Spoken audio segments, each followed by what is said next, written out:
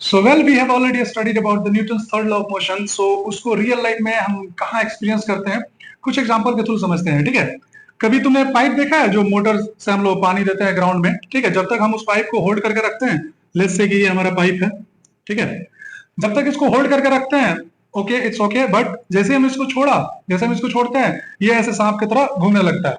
क्यों होता है ऐसा? वहां पे हमारा न्यूटन्स थर्ड लॉ एप्लीकेबल होता है। कैसे? लॉ हमारा क्या कहता है कि every action has an equal and opposite reaction.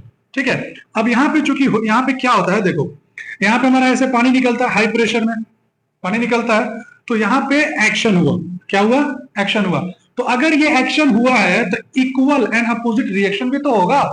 अब एज ए रिएक्शन इधर फोर्स पाइप पे लगता है, एज ए रिएक्शन इस डायरेक्शन में फोर्स पाइप पे लगता है, जिसकी वजह से ये स्नेक की मूवमेंट करता है। ठीक है, एक और एग्जांपल देखते हैं। हमने बलून देखे हो ना, बलून, ठीक है, हम उसको क्या करते हैं, उसको ब्लो करते हैं, हवा भरते हैं और ऐसे पकड़ के होल्ड करके रखते हैं, तो ठीक है, जैसे ही हम छोड़ते हैं इधर उधर उड़ने लगता है।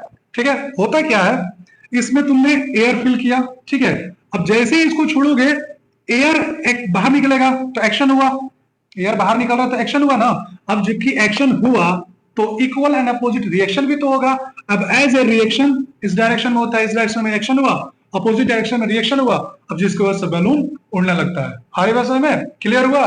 तो फिजिक्स पे ध्यान दो, ठीक है, और चीजों को एनालाइज करना जरूरी है, तभी हमको फिजिक्स का कंसेप्ट समझ में आएगा। Okay, thank you.